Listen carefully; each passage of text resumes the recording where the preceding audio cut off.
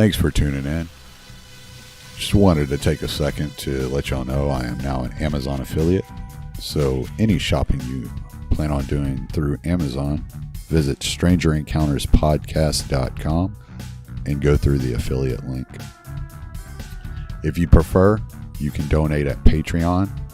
You can go to patreon.com/Thomas D. Salmons and you can donate. Help keep the show up and running. Thanks.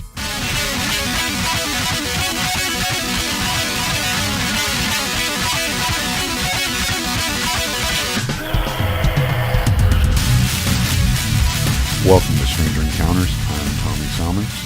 My guest today is Andrew Schnek. Andrew is an entrepreneur who decided to take action in fighting the opioid crisis by opening private sector treatment centers. We discuss the causes of the opioid crisis, why addiction is becoming so prevalent in these areas, and how he plans on tackling the crisis as a business owner.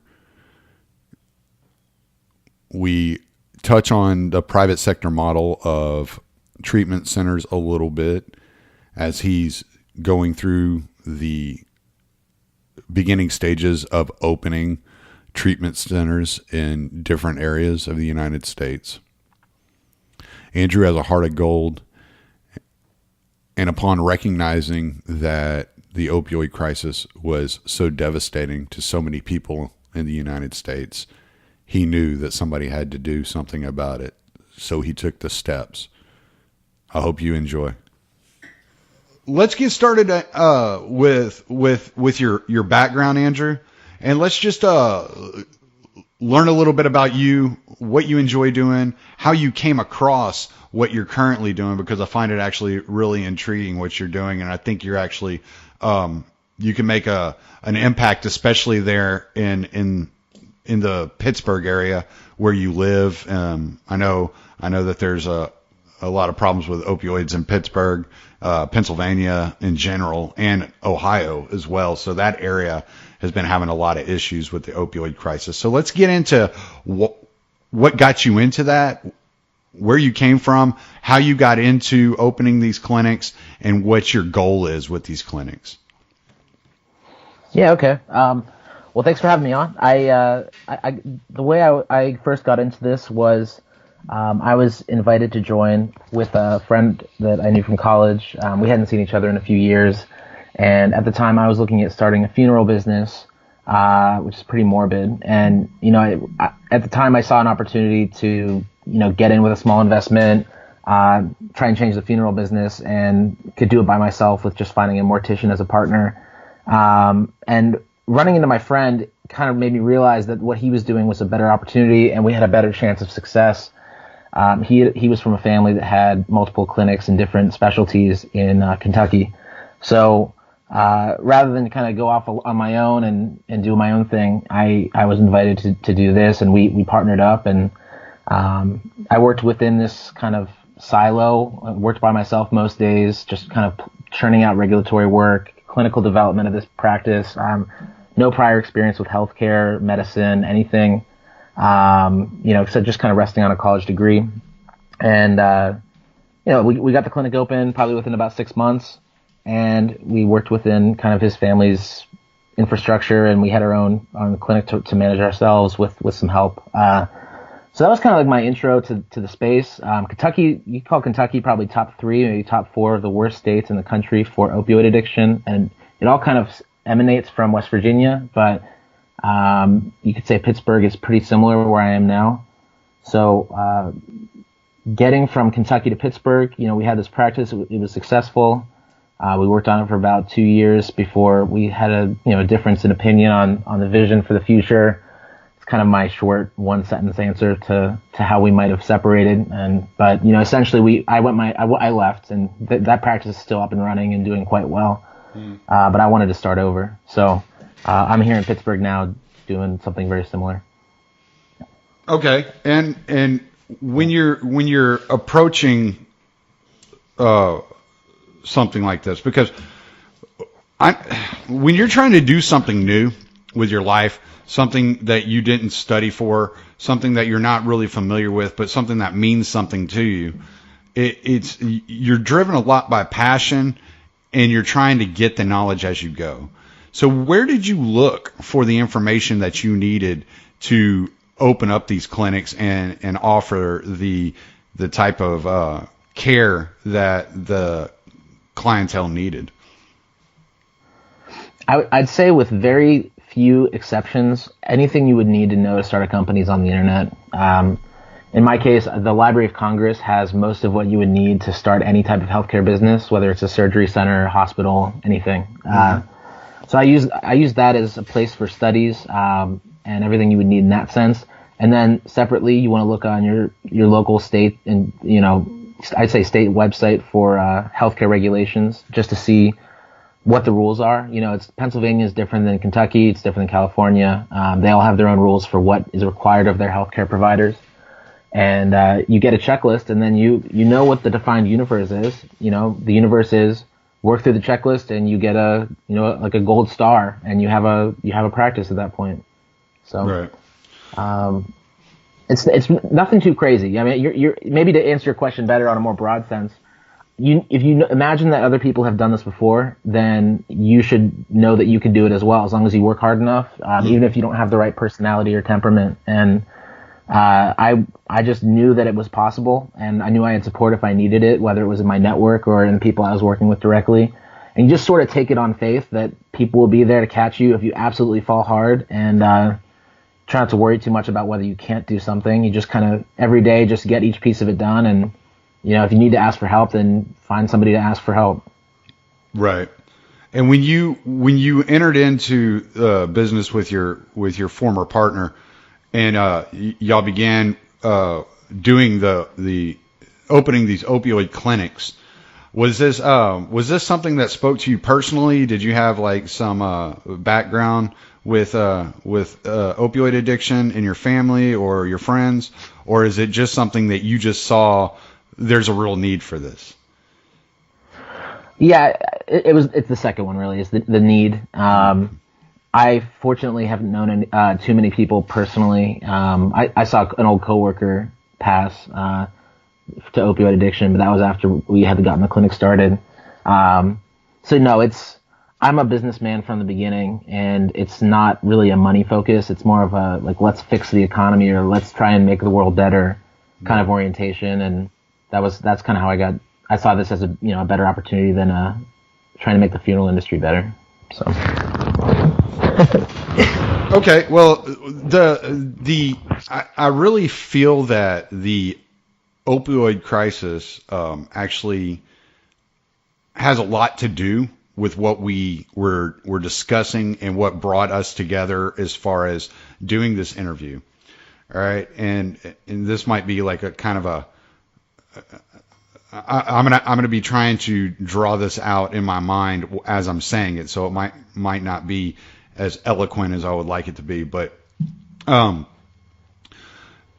believe that we're coming to a world, and you and I have talked about this, and I talked to Stephen Worley about this. I've talked to Damien about this. I believe we're coming into a world into which the majority of people are going to be self-employed.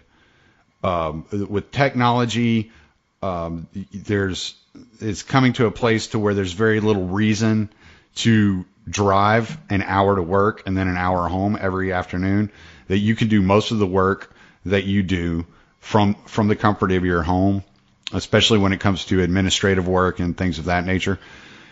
And I think that a lot of the opioid crisis is created by the change in the economy and by the change in the technology moving forward.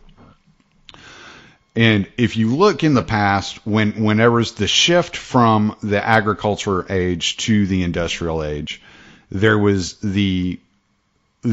necessarily some resistance against moving into the industrial field. And it was because people didn't know what they were getting involved in. And there's always this scare that, moving forward in technology is going to put everybody out of work. And you got to have the universal pay and this, that, and the other for everybody. But as you move forward, you learn that there are more different types of jobs open up, more professional jobs open up, a little bit more comfortable jobs open up. There's more economic value in the work that's out there and opening up. So I think the opioid crisis, what we're witnessing is people trying to cling on to the industrial age. And as these industrial jobs go extinct over time, and more technological jobs and more self-employment jobs become the norm, you're going to have those people that are resistant to the change, whether because of age and they don't feel like they can learn the technology, or whether because they don't feel like they're smart enough, or they don't have the ambition to work for themselves, or whatever the case may be, and they are looking for something to comfort them and make them feel better. So they're turning to drugs or alcohol, and with the growing field of psychiatry, prescribing more and more and more medications to deal with depression and anxiety and these things, as opposed to actually treating the psychological cause through psychological exercise. They're feeding these people drugs, and they're creating this epidemic. And so what you're tackling, to me, in my view, what you're tackling is this epidemic that's come about because of the changes in the world. Do you see it that way? It's a very interesting thesis, and I'm not going to disagree with you. I think there's a lot of input causes to what we're seeing, and opioids specifically is kind of what I might call myself an expert on, or getting close to really understanding where we are now and how we got here. I think if you look more broadly and you talk about mental health, or you talk about psychiatry, which you could say addiction falls under those umbrellas, it is, comfort is what's selling right now to everybody, even if you don't have mental health problems. And it's one of these things that, comfort doesn't necessarily take a whole lot of effort. If you can plug into something that's comfortable, then your body gets used to it, or your mind gets used to it, then if you eventually try to pull away from comfort, or you have to deal with something that's very unpleasant, then your anxiety is going to be higher, or you're going to have more stress than you otherwise would have. And we're all becoming maybe a bit softer than normal. And maybe some of that drives us to drug and alcohol use. I think the numbers would support that. So yeah, really what you get into, though, is you start looking at all this stuff, and I think Damien said this to me, and I've held on to it, maybe in one of his coworkers, so I apologize if I'm misattributing it, but said to me that this is an ecosystem problem. This is not one or two problems that kind of fed into opioids or drug and alcohol or mental health, any of this stuff. It's an entire ecosystem of terrible jobs. You kind of call it I don't know what the right term is, after the Industrial Revolution, postmodern industrialism, or kind of like late stage capitalism. People getting kind of crushed by their jobs, coming home feeling crappy, not getting as much compensation as they did 10 years ago or 20 years ago for buying power of their income. And then, it's easier to have that glass of wine, or to maybe, to do drugs. And then you start kind of accelerating use, or you find reasons to get into these things. It's not this, I can tell you, it's not the story that we've been told by the media, where it came from a ton of overprescribing from doctors. That story ended maybe over 10 years ago. It started this wave of having more opioids available to other people, but there's a lot of other causes now for why it's still growing and why it's still a problem. So yeah, it's kind of like multiple ideas going on at the same time, but I'd say yes, hopefully we can get to more people being self-employed and being able to access a decentralized capitalist network that's not 10 big companies that makes you work for 12 hours without eating lunch like they did in 1850 or something, 1870. But Yeah, that would push us into another conversation. But what you're calling late stage capitalism, I would actually attribute that more to what is called corporatism, in which that you have these, like you said, these bigger firms that are able to muscle their way around because they have because of the amount of resources they have, and therefore they're able to bribe government into keeping them as the monopolies, quote unquote. That term's used very loosely in modern society, but in general, they're bribing themselves into the modern world and into their power source. And yeah, a lot of that keeps it work. It's disadvantageous to be self-employed whenever your competition is the 10th biggest corporation in the world. So, but that would go in a whole nother direction. What I find interesting, and here's something that you've probably run into similar stories to this in the past, and I just wanted to get an idea of how you would treat this. Okay, so I had a friend of mine who, when he was younger, high school and early college years, he had experimented with lots of drugs, and that led him to heroin. And he was buying heroin off the street, and he got addicted. Well, he beat the addiction. He was able to get beyond the addiction and move on with his life. And he got a good job. He was working, and he was making decent money. And he got in a car wreck. And when he got in the car wreck, it messed his back up really bad. And he went and he was going through a lawsuit trying to get compensation for that. He was put on disability. He ended up having to take he was prescribed opioids for the pain because he could barely even move. He could barely walk. And so he was taking the opioids, but because of his past drug addiction and his tolerance to the opioids built up so much, the prescription wasn't relieving the pain. And the doctor began to refuse to write him prescriptions because he was going through the prescriptions much faster than he was supposed to. I think the doctor was prescribing him a month's worth of medication, and he was going through it in like a week and a half. So what he ended up doing is he ended up turning back to heroin, and he basically reignited that addiction that he had to heroin because he felt like he had to self-medicate. When you run into somebody in that situation, how do you treat their pain and their addiction at the same time?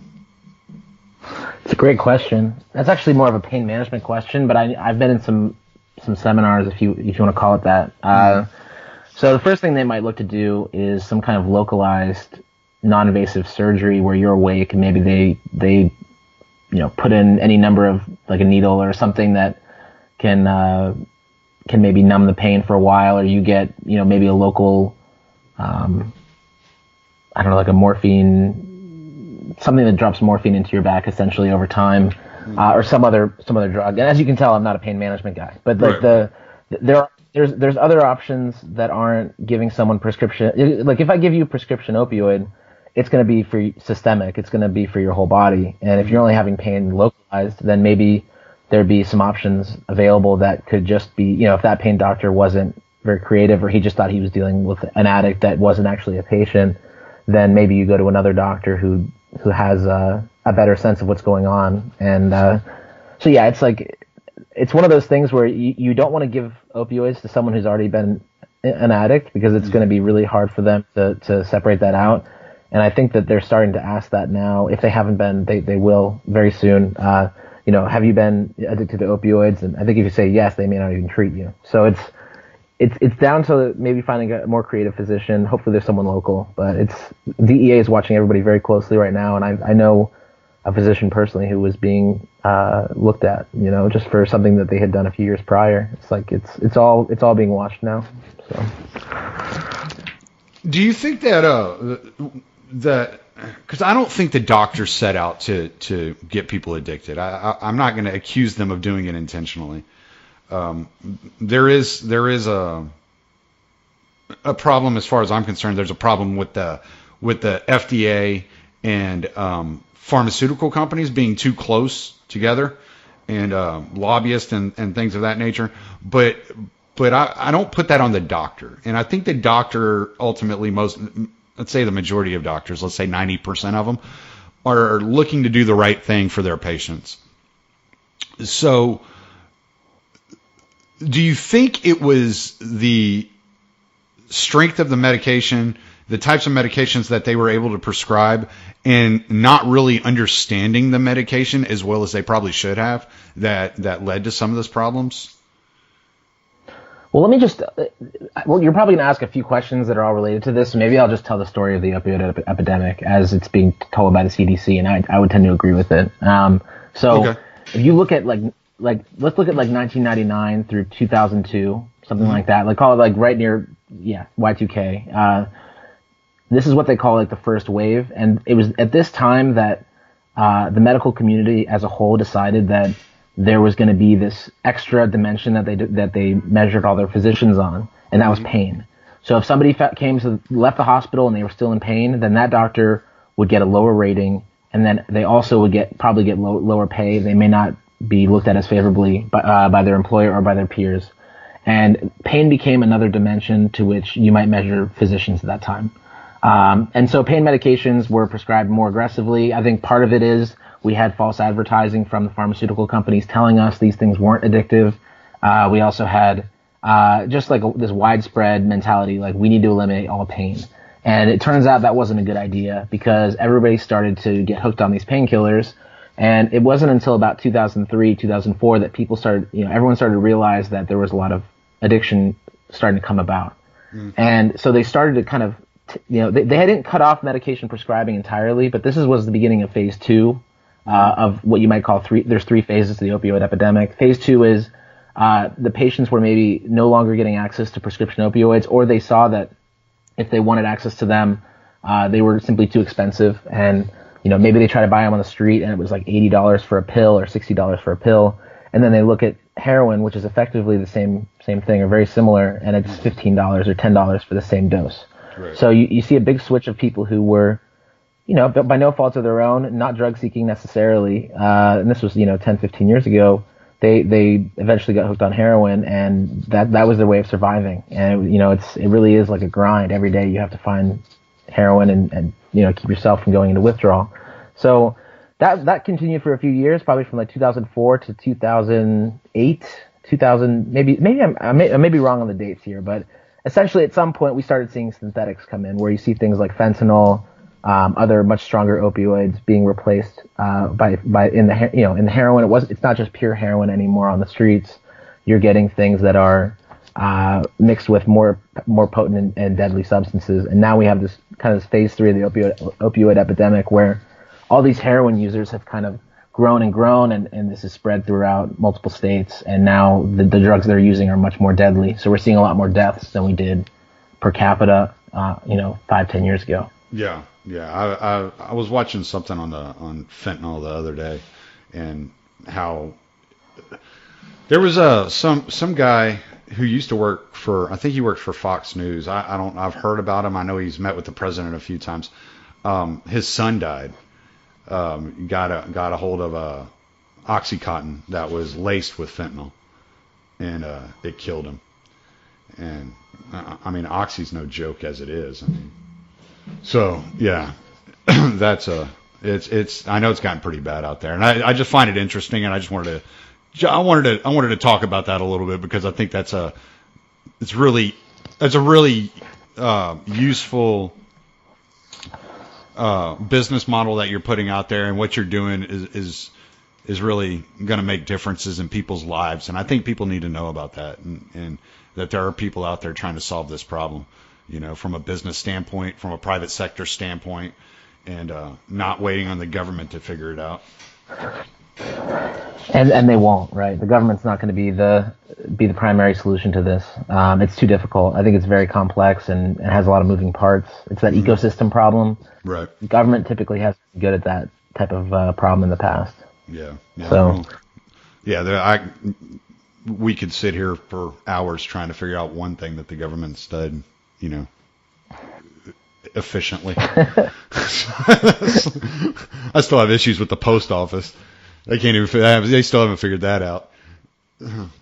But all right. Well, I want to shift gears a little bit. You talked about that you did mentorship. Tell us a little bit about your mentorship program, types of people you work with, how you approach their problems, and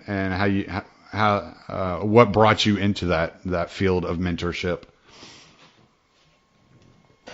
I think so. I've been doing this since I first got really passionate about business, and the first channel was really through finance and investing. So for many years, all I did was study investing. You call it value investing, trying to buy stocks at a discount. This is becoming more and more common now. Wasn't as much even then, but you dig into this in every area. You start turning over a lot of rocks. You get into accounting, get into behavioral finance, banking, history. You end up studying most industries in the country. And I ended up running an investing club in college, and we had people come by. It was once a week. We'd talk for an hour, and they might pitch a stock. I always had something to pitch to them, and I met with a number of people in college, just sit down kind of informally, teach them things they may not know or that they'd want to learn more about. If they had a company they wanted to study, we would go over it together, and I'd show them how I might look at it differently. I have something similar going now. I'm a couple years out of college. There's a website online on Facebook, Millennial Wall Street. So I mentor a lot of, I wouldn't even call it mentoring, but I help a lot of people on there. We post ideas. We kind of like get back and forth, and I go offline with people, talk to them on the phone. We message each other. So I've got kind of this like strange intellectual, entrepreneurial investing network of people that are all trying to move forward and do similar things. Mm-hmm. And we go to each other for different things. So I've got, probably a few people of maybe similar caliber that I'm very close with that have been on your show or working very hard. And I might call one of them and ask them for negotiating advice because they're more extroverted than I am. And they might call me for detailed research on something that they don't know as much about. And mentor might not be the right word for a peer, but I've also tried to reach out to people that are trying to get started or in the earlier stages, whether it's showing them books that they should read. I've had a blog for many years. It's like, you kind of just like stay active, and I don't have a formal job. I'm just trying to start a company here, and you find yourself a lot of things you do could very easily end up online, and other people could benefit from it. Right. So it's I wouldn't call it like a formal mentorship program. It's me just staying actively engaged every hour of the day that I can and being connected. But I think I've helped people find jobs. I've helped people get their company to be a little bit better if they're trying to get funding. I've helped with corporate structuring and some of the nitty gritty of these things. Yeah, it sounds almost like kind of like a mastermind program or something, where you're brainstorming together and you're sharing ideas and experiences and things like that in order to help each other get better. That's kind of what it sounds like to me. Yeah, and I'd be surprised if this wasn't going on with people who are listening to this or people who go out and are trying similar things when they're young and they don't want to work for somebody. I'd imagine everybody would need a network like this, and it just comes about from working hard and staying interested. Yeah, well, and I don't think you can get enough financial education. Number one, it doesn't seem like the schools address teaching kids about finances and how to manage money, how to approach money, how to use money properly, how to save money, how to invest money. The schools aren't worried about teaching children this, or as they're growing up, and they get out of high school and they get into college and they start making, really bad financial decisions. They get, credit card debt, and then you got school debt and this, that, and the other. So tackling that problem, that's a big thing to do. That's a big problem to be tackling, as well. Yeah, no, I agree. I think Kylan does a good job with this, with his community, with Successful Dropout. And that's how I got connected to him, just from, some of the things he talks about. And I'm not as interested in personal finance. I just have imagined myself living at the poverty level or pretty close to it, where I don't have much income and I just kind of get by and work hard till something happens. So there's not a whole lot of financial planning in my life at this point, but I think, from a standpoint of more of like, you might want to call it high finance, I think that's an incredibly valuable thing to learn if you're not going to rely on the system where the corporation tells you, here's how much money you will take home tomorrow, and here you will have a job here until you don't want one.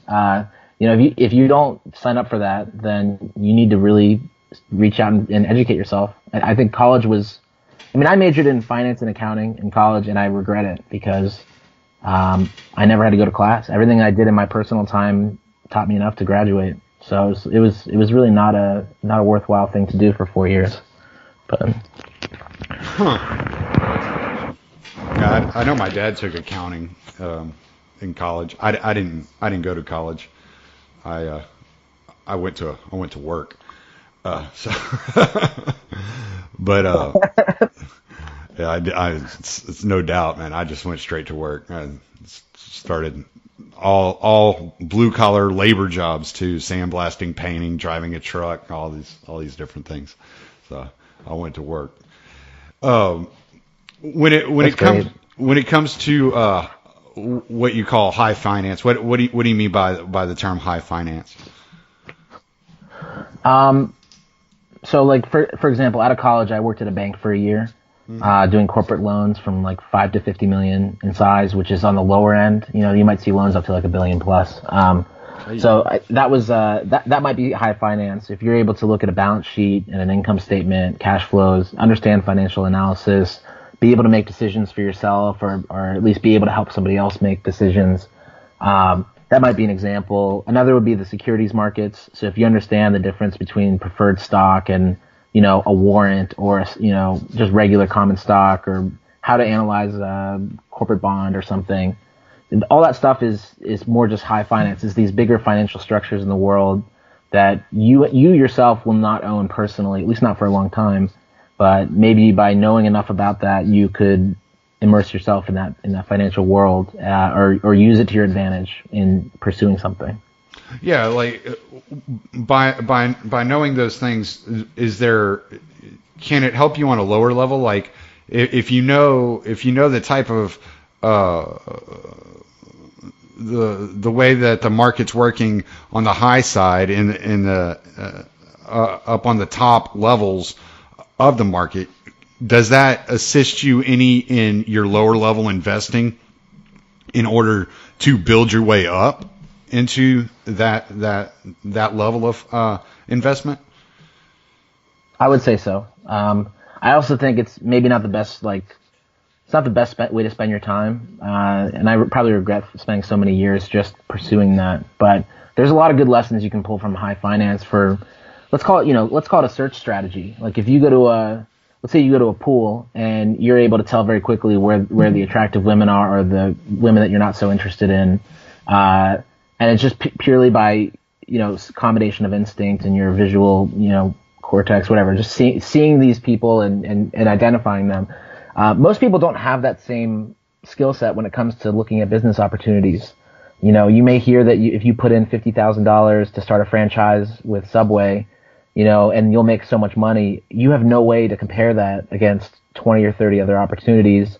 Or if you do, then, maybe you need a consultant, or maybe it's so obvious that you don't need somebody to help you. But if I'm somebody who's in the business of being an entrepreneur, or maybe one day a serial entrepreneur doing multiple things, then maybe I should know how to look at a situation objectively and really be able to categorize it against, thousands of other opportunities that I've already looked at. So, if I look at real estate today, I think it's a good opportunity in some cities. And it's something that if you were into real estate, you should maybe look into it, depending on where you are. But it's not something that I'm interested in personally because it doesn't fit my personality. It's not a way to help maybe improve the world or to do something on a daily basis that gets me energized. So you kind of just like to think about a search strategy, to think about how you might go out into the world and find something to do on a random day. I think knowing some of that high finance stuff has given me a big edge over maybe some other people who are trying to do similar things. Yeah. Well, you've said a few things that are pretty interesting so far this interview, and I wanna get into that because I think that's like the most telling thing that you've said so far is that when you got into business, it wasn't to make money, it was to make a difference.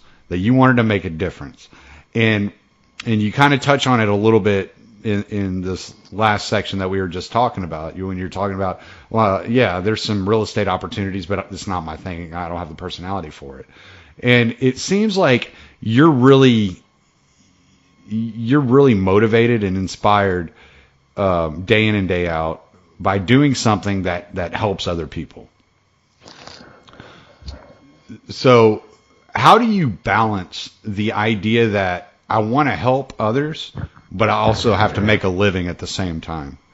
And how were you able to connect the dots on how to make a living by helping other people?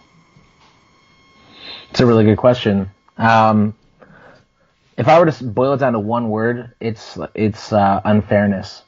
So if there's something that I feel deeply that like makes me angry, so unfair that like I want to make a phone call to yell at somebody, but I'm not going to because it's not their fault.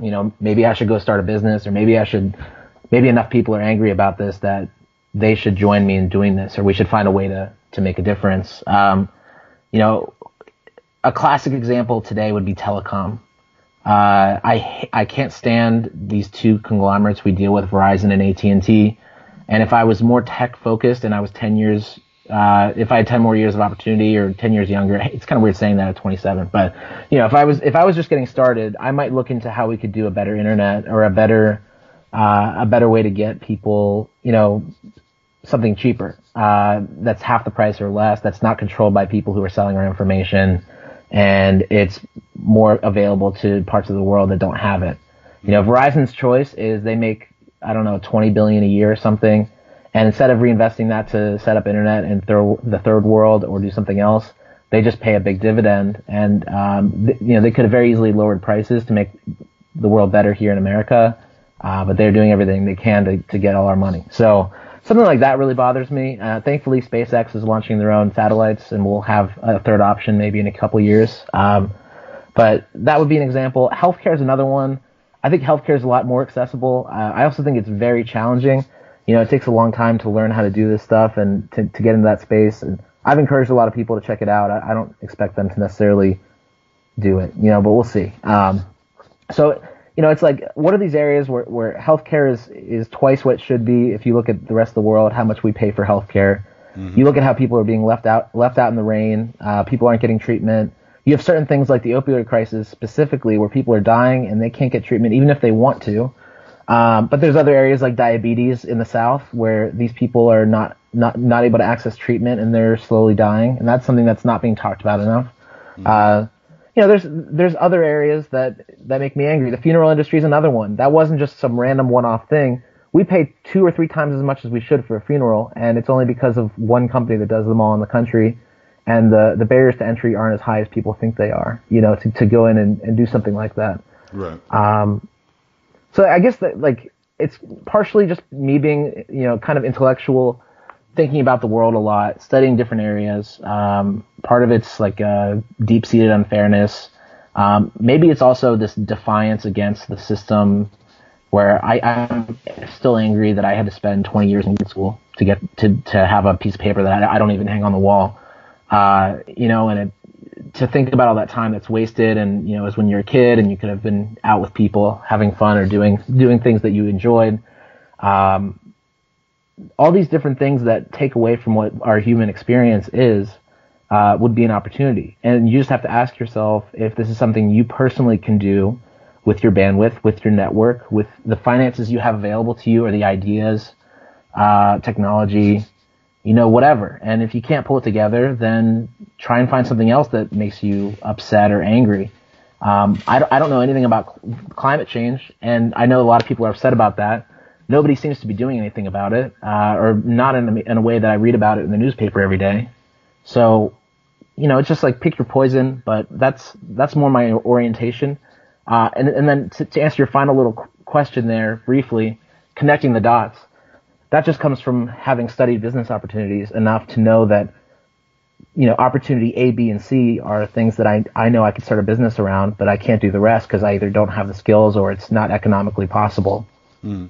So it's basically like dipping your toe in the water enough to learn, whether you learn it by mistakes you've made in the past or successes you've had in the past. Basically, is what you're saying. I don't know. Like, I mean, when it comes to recognizing like a good business opportunity is what I'm saying. It's like you've kind of dipped your toe in the water here. Oh, okay, I see what worked here. I see what failed, and you just build that vision, that ability to see. It's not like a natural ability to see. You have to build it in like a muscle almost. It is like a muscle, but it's not something that I did through experience. They have something called Value Line. Are you familiar with Value Line? I'm not. It's a periodical that comes out. I think it's monthly. They give you a new list of so many hundred companies, and they have this team of people that put together statistical information on companies, so you can see like basic income for the last 10 years and like revenue, expenses, cash flows. And I used to read these every day in college, so I went through 10,000 companies, maybe twice, and just try to get a sense of each industry. What does a healthcare laboratory look like as opposed to a miner, or as opposed to a real estate investment trust, whatever. So it wasn't me going out and trying to start 10 companies before I found an opportunity, and then I knew that was my opportunity.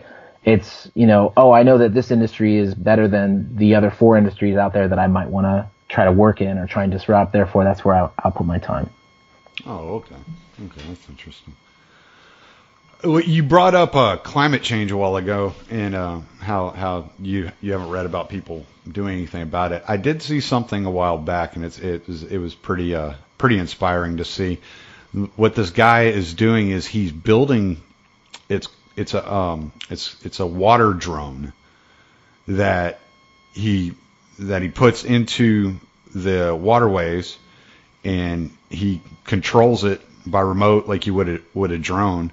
And you bring it through, and you're scooping up all the plastic, and you bring the plastic back in the shore, and you recycle it, which I thought that was a pretty interesting use of technology to assist with the climate change problem, and with the littering problem, and the plastic problem, and the waterway problem. So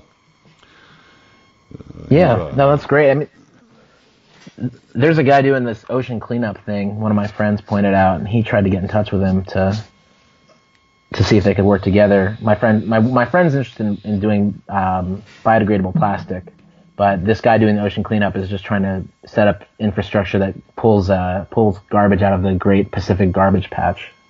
This is like this massive place where all this garbage is in the ocean. So I mean, it's not that things aren't happening, but there's so much outrage, I guess, about how bad things are, and the ratio of outrage to people making a difference or doing anything is like 10,000 to 1. Yeah, or more. No, you're right. You're right about that. A lot of people would rather yell about things than take action and do something about it.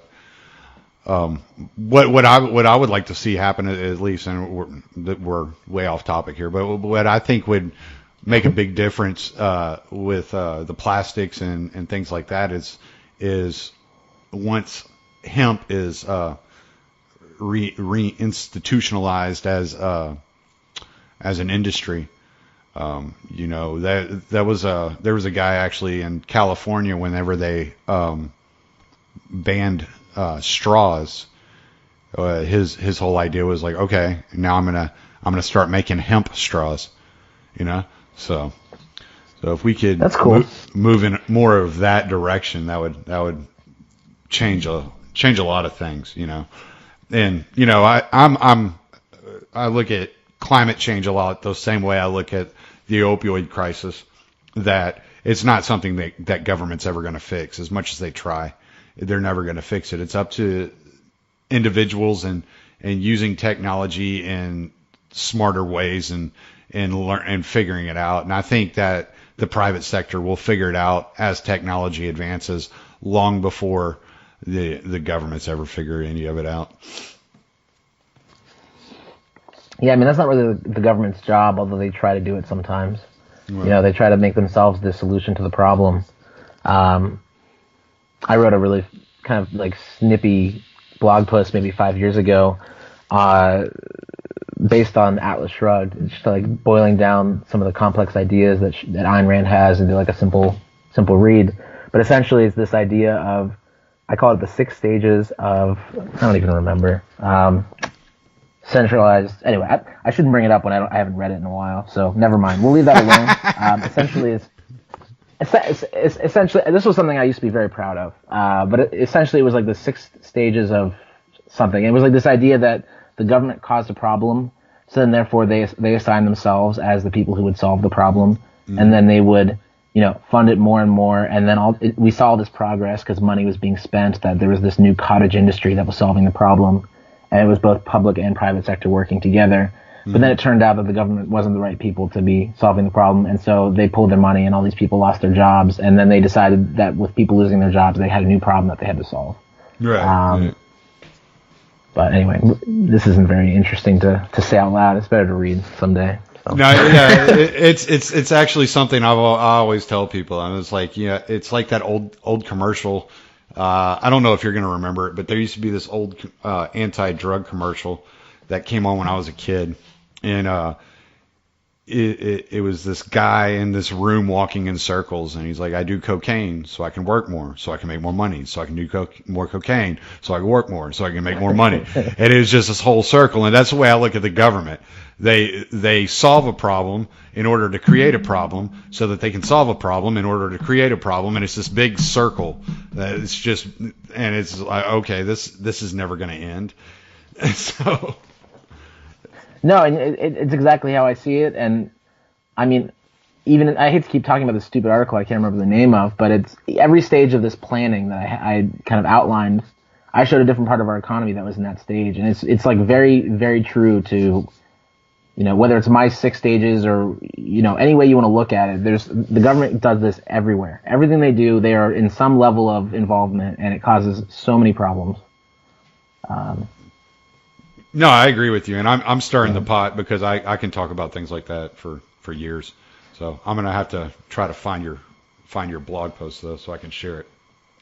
I'll send it to you. I just remembered it's called the 6 stages of central planning, but it's I've seen that you're much more well versed in government and stuff than I am. I've seen that online, so we'll leave that for message boards maybe, but I don't know.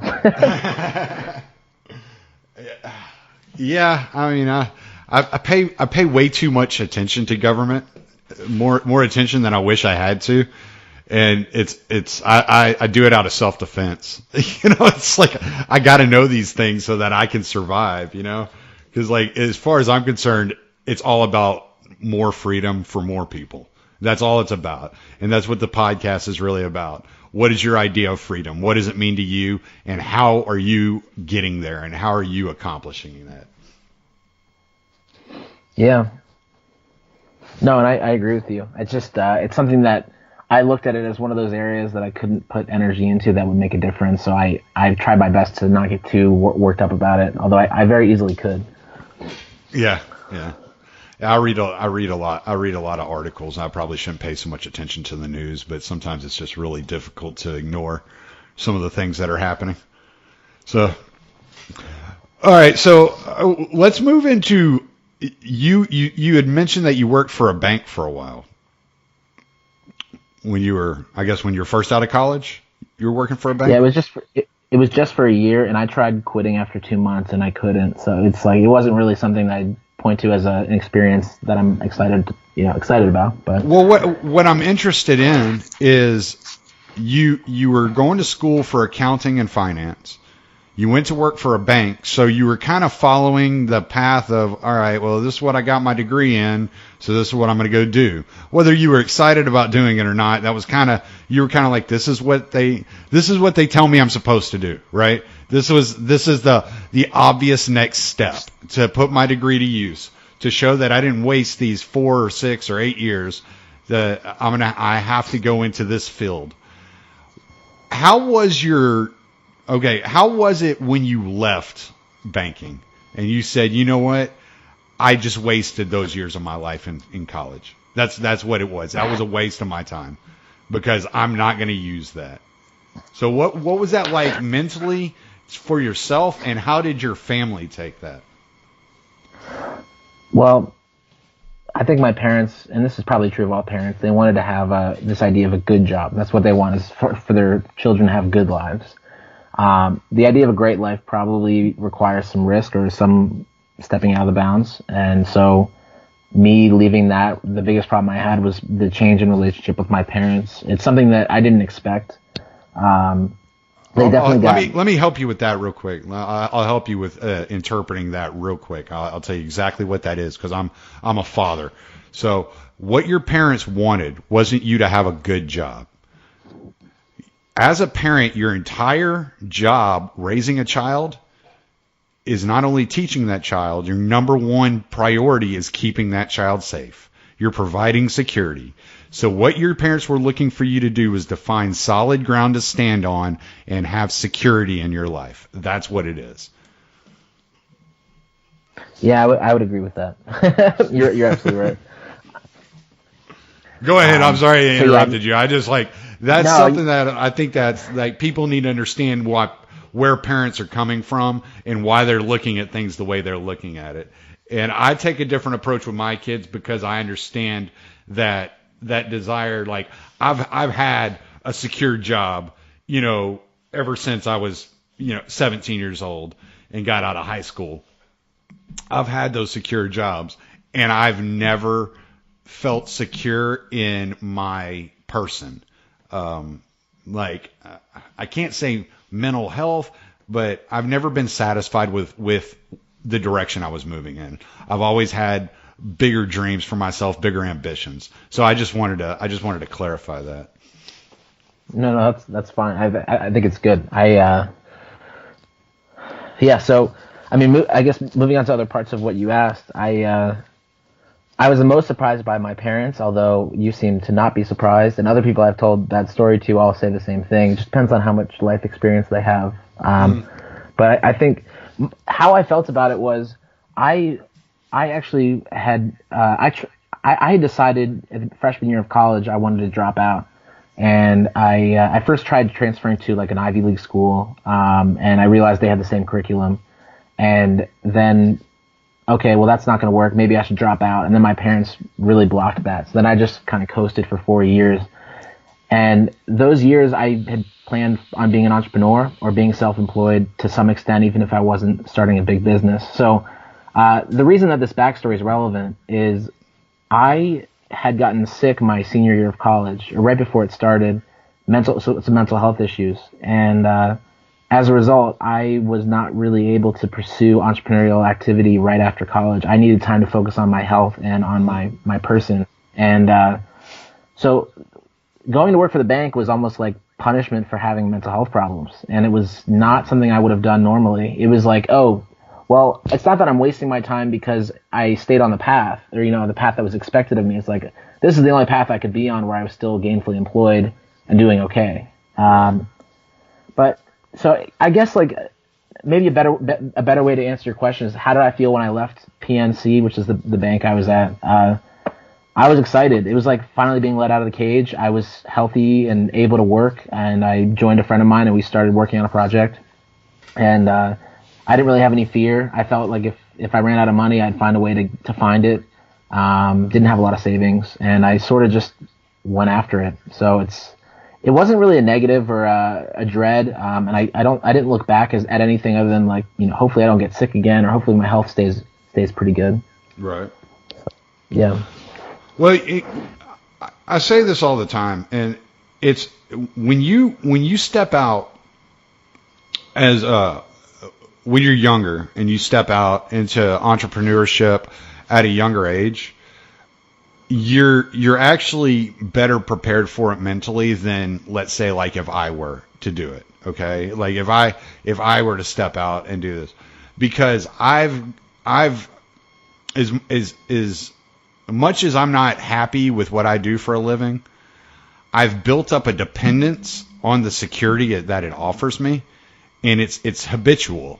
You know, humans are creatures of habit, and so it's hard for me to wrap my mind around how do I replace my income with by working for myself, because that's the way I look at it. It's not that, okay, well, I just need to make enough to survive. That's not the way my mind works. My mind works, how do I replace my income? So it's like two different points of view. And so when you step out at a young age, you're creating the entrepreneur habits, whether you're successful immediately or not. You're creating that habitual mindset of an entrepreneur or self-employment. And I think that you better prepare yourself in the long run than, you know, somebody like at my age. I'm 39 years old. When I'm trying to step out and I'm trying to do new things, and I'm more hesitant because the ground feels shakier than it would have if I would have started at a younger age. Yeah, and it's almost like if you looked at me at that age when I left the bank to go pursue my own thing, and you asked me how to define my life or how many dimensions I had to it, it's probably one small tiny fraction of all the dimensions you have in your life. Even if it's not your bills, it's your family, it's, you know, your community, things that you have come to rely on as maybe part of your identity, or other things that you really, you know, you'd like to preserve or maintain. So yeah, it is about kind of that maintenance mentality. And it's much harder to step out. And I saw a lot of it at the bank. You know, I saw people who were 10 years my senior who they talked about trying to get into real estate someday, and they had the money, you know, or they had flexibility, but they didn't want to do it themselves. Maybe they didn't have just enough time, or maybe they didn't want to take a risk of doing the thing entirely on their own.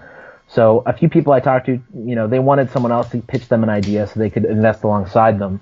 And I looked at that and said, man, like, you know, you're going to be here forever, and you're probably not going to enjoy what the next 10 years looks like if you don't do something more aggressive. And, you know, then one of them, you know, ends up, looks like their wife is pregnant, and then the other one just got a new house. I mean, it's at some point you keep trying to make your life better on the path you're on, and then you kind of forget maybe the dream or what you used to care about or what you used to like. So I think that was motivating to me, to see people who are older and realize, like, oh, I need to get out of here now, otherwise I'm never going to do this. Oh, I can imagine. Yeah, I can imagine. I remember having similar discussions at the bar with my friends, and I'm like, I don't want to be the old single dude on the bar hitting on the younger chick. You know, that's not the guy I want to be when I get old. Yeah. So no, I absolutely understand. It's like, no, that's not who I want to be. That's not what I want for my life. So I completely understand that. I like what you just said, though, maintenance mentality. I think that's what the title of this one's going to be, avoiding the maintenance mentality. I think that's how we're going to entitle this one. So I like that. Good. Well, I'll even add to it then. You know, I was thinking before we got on this call, I was thinking about some of the things that have helped me move forward. And one of the things I've realized in my life and the people I really admire is we all define ourselves by what we won't accept out of life. You know, we won't accept sitting in a classroom just filling out mundane paperwork to get a degree. We won't accept a job that's given to us, even if it gives us extra income or set savings or some sort of prospect, even if like the next couple of years is like dry and not very meaningful. You know, and depending on how aggressive you are in this mentality, you say, okay, I really won't accept pretty much everything I have now. I need to start over. I need to do something different. That's been a large part of what's kept me away from a maintenance mentality or trying to develop more of a traditional lifestyle. And I may have said it once already on this, but it's like my girlfriend says I'm the most defiant person she knows. I don't think you know it by talking to me socially, but there's just so many things that I won't allow my life to go like a certain direction. And it's part of it's just this like anger that people might try to control my life or the lives of just the community around me. But yeah, I think if you can just look at what you don't want in life, it makes it a lot easier to find what you do want. Yeah. Well, and I can be, I have the tendency to be stubborn, argumentative, however you want to, strong-willed, however you want to put it. But I think that you can utilize that and use that to your advantage, and you mix that with a good dose of discipline and goal setting, and you're probably going to be destined for success in your life. And that's what I want to do to close things up. Actually, I wanted to talk to you a little bit, which is something I've never discussed with anybody on the podcast, and I think it's an important thing that needs to be discussed, and I should probably discuss it more. But goal setting, how important is goal setting in your life? Knowing that like you said earlier, you do pretty much live one paycheck to paycheck, but you have these dreams to help people. So how much goal setting do you do in order to keep your mind focused and not get frustrated with the hardships that you encounter? It's a really good question. I'm probably oriented differently than most people, so this might not apply for everybody, but I'm always thinking about the future, and I think it's hardwired into me. I sometimes get lost in ideas or just general, thoughts about what things could look like 10 years from now, 5 years from now, whatever. So most of my goal setting is more of like imagining a reality that isn't the one we live in, the one that we will have someday, and how I get myself to be in that reality, how I get, the work or the, in this case, my company into that reality in a form that I want it to be in. As far as like specific goal setting, I try not to be too rigid. It's not something where if I set a goal for, let's say, reading 10 books for a year, or let's say I set a goal for being a doctor and, or setting a career, like trying to start a company or something. I've always found the more rigid I am in planning my life, the worse it ends up. And every time I've hit a failure or some kind of struggle, I try to set the bar higher instead of lower. So if, let's say I wasn't able to hire a doctor to start this clinic, then I would try to buy a practice. I wouldn't go back and try to find a job. I'd go the next level higher. And I think having an orientation that you will succeed, and just, maybe having an original goal, and then, if it's not working in some way, find some bigger thing to shoot for. That's probably how I go about it. Okay. No, I like that because like you said, when you're talking about rigid goals, I've noticed that like if you fall just the slightest bit short, at least the way my mind works is I get very angry at myself, and I'm like really, really hard on myself, and I'm really down on myself, and it doesn't help to raise that bar higher when I haven't even hit that lower bar.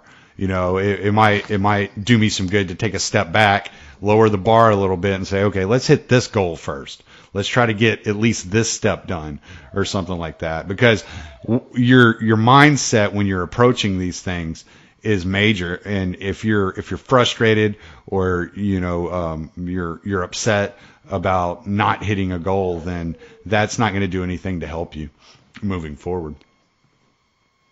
No, it's not. And I think a lot of the strength I drew from for setting my own goals was studying some of the best people in history and just seeing what they were like at my age. What was Rockefeller like when he was 25 or 18, or JP Morgan, some people from the Industrial Revolution. History has been a helpful tool, to try and set goals that even if I'm not on such a crazy, $1 billion plus timeline, at least I know how people like that think, and maybe it'll help me avoid distractions or problems that other people would fall into. Yeah, well, we've been going about an hour now, and I try to stay right around an hour. I think we're a little bit over an hour. Okay. So what I want to do is I want to give you a chance to plug anything, any places people can help you if they can, find out about your upcoming project that you're working on, if they can help you with funding your project or any of these things that you got going on. Plug it now. Let people know how to get a hold of you if they need to get a hold of you, and then hang on, and I'll shut it down.